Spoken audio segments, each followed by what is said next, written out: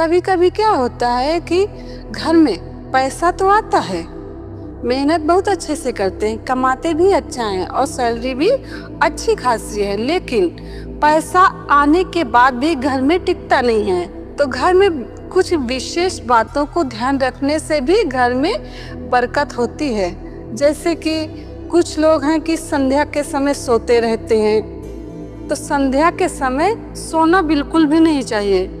छोटे बच्चे हैं तो चलेगा, उनके लिए माफ होता है। अगर बीमार व्यक्ति भी है ना, तो उसे संध्या के समय अवश्य उठाकर बैठाना चाहिए, क्योंकि संध्या का जो समय होता है ना, वो आत्मा परमात्मा के मिलन का समय होता है, भक्त और भगवान के मिलने का समय होता है। इसलिए संध्या के समय सूर्यास्त के बाद बिल्कुल भी सोना नहीं चाहिए। उस समय बैठकर भगवान का सुमिरन करना चाहिए।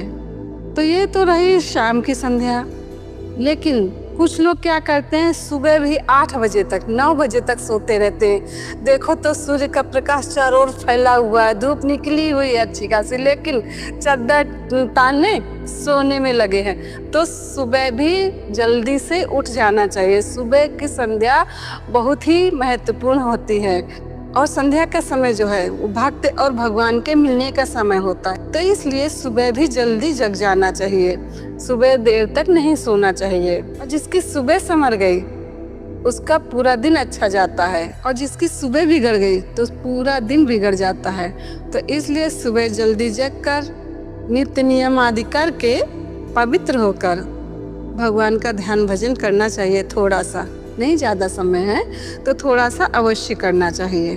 और विशेष तिथियां हैं, विशेष दिन हैं, दिन का समय है, पति पत्नी होते हुए भी ब्रह्मचर्य का पालन करें। छोटी छोटी बातों को ध्यान रखने से ही जीवन निखर जाता है, और छोटी छोटी लापरवाही के कारण ही हम विफलता को प्राप्त होते हैं। बात तो छोटी है, लेकिन परिणाम में उसका बहुत असर आता है। ये छोटी छोटी बातों को ध्यान रखने से ही हम उन्नति की ओर अग्रसर होते हैं। इसलिए हमको जो अच्छी बातें हैं उनको जरूर ग्रहण कर लेना चाहिए, जिससे हमारा जीवन जल्दी उन्नत होता है। और घर में छोटी छोटी बातों पे कलह भी नहीं करना चाहिए। जहाँ पर कलह होता है, लड़ाई झगड़े होते हैं, वहाँ पर भी लक्ष्मी जी टिकती नहीं है। पैसा तो आता है लेकिन बरकत नहीं होती है।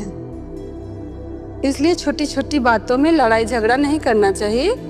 एक दूसरे के प्रति सद्भावना रखेंगे, प्रेम रखेंगे और समझदारी से चलेंगे तो जरूर लड़ाइयाँ नहीं होंगी।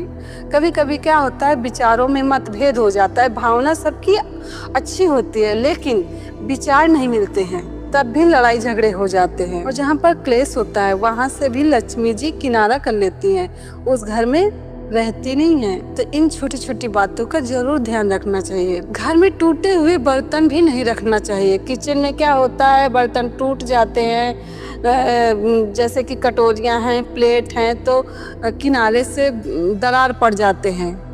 तो ऐसी वस्तुओं को भी घर में किचन में नहीं रखना चाहिए, उन्हें कबाड़ में निकाल देना चाहिए। और जूठे हुए बर्तन को भी देर तक नहीं रखना चाहिए।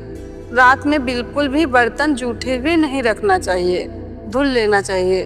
बर्तन जूठे रखने से दरिद्रता आती है घर में।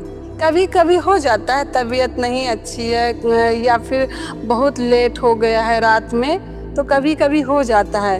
तो भी ऐसी अवस्था में क्या करना चाहिए, यदि हम सर्फ वगैरह से बर्तन नहीं धुल पा रहे हैं रात में, तो बर्तनों को पानी डाल के साफ कर देना चाहिए, जूठन तो निकाल ही देना चाहिए।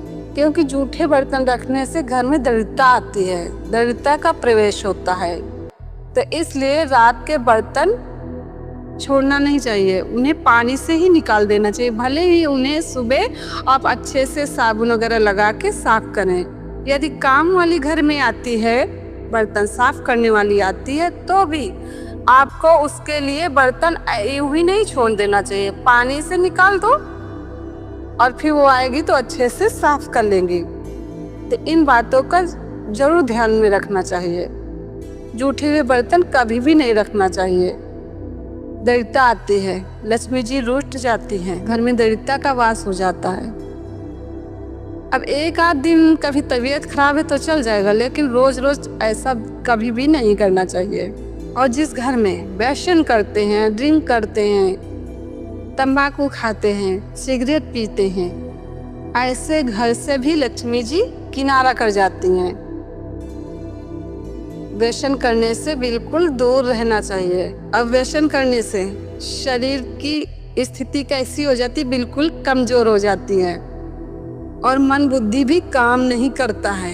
इसलिए व्यसन करने से भी बचना चाहिए। जिस घर में लोग ड्रिंक करते हैं, मांस मदिरा खाते हैं, उस घर से भी लक्ष्मी जी किनारा कर जाते हैं। इसलिए भोजन भी सात्विक करना चाहिए, नॉन वेज वगैरह नहीं खाना चाहिए। जो लोग नॉन वेज खाते हैं, यानी कि जो लोग नाम नहीं लेना चाहिए, नाम लेने से भी बहुत घृणा होती है। मुझे तो नाम लेने से ही बहुत घिन आ रही है, घृणा हो रही है।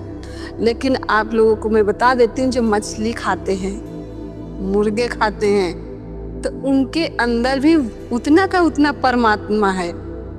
तो उन्हें मारने से कितना पाप लगता है, फिर उसको खाते हैं। किसी भी जीव की हत्या करके उसका मांस हम अपने शरीर में चढ़ा रहे हैं। मारते समय किसी को कितना कष्ट होता है, मारने के बाद उसके शरीर को कष्ट पहुंचाने के बाद उसके शरीर को हम पका कर खा रहे हैं, कितना कष्ट होगा।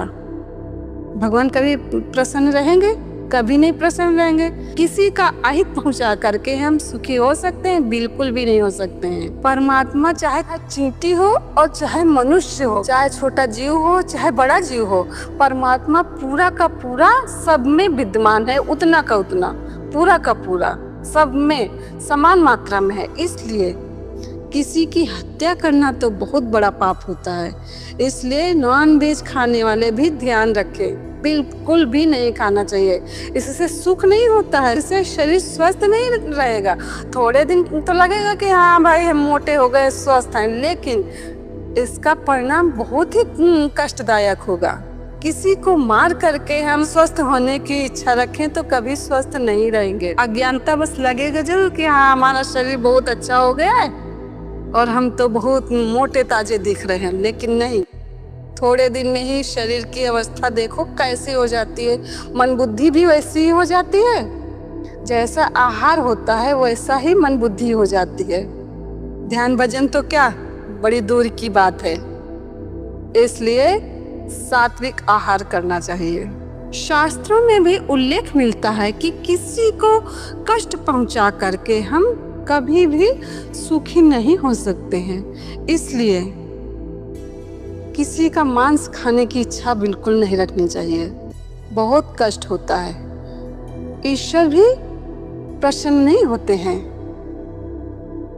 छोटी छोटी बातों को ध्यान रखने से जीवन बहुत ही जल्दी उन्नत हो जाता है और छोटी छोटी लापरवाहियों के कारण ही जीवन में विफल हो जाते हैं। इसलिए सदैव अच्छी बातों को ग्रहण कर लेना चाहिए और संग भी अच्छा करना चाहिए। ऊंचा संग होगा ना तो ऊंचे विचार भी होंगे, ऊंचा रहन सहन भी हो जाएगा।